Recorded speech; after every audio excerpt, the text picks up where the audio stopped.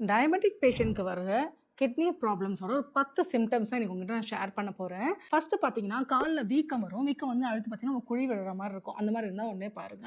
அதே மாரி நீங்க வந்து 1 லிட்டர் தண்ணீ குடிக்கிறீங்க அப்படின்னா, 200 எம்எல் தான் வந்துட்டு உங்களுக்கு வந்து யூரின் வரும். அப்ப கிட்னி ஃபங்ஷன் ஆகலன்றது நமக்கு ரொம்ப கிளியரா தெரியும்.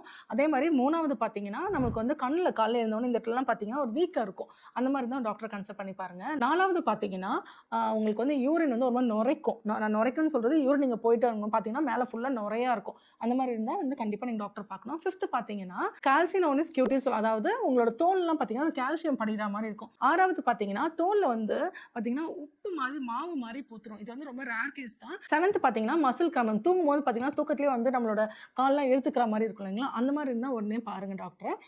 8த் பார்த்தீங்கன்னா, நமக்கு வந்து உடம்புல வந்து ஒரு தொடர்ந்து 1 மாசம், 2 மாசம் சும்மாவே அரிப்பு இருக்கும். அப்போ வந்து நம்ம பாடி வந்து கிட்னி சரியா வந்து ஃபில்டர் பண்ணல டர்ட்ன்னு அர்த்தம்.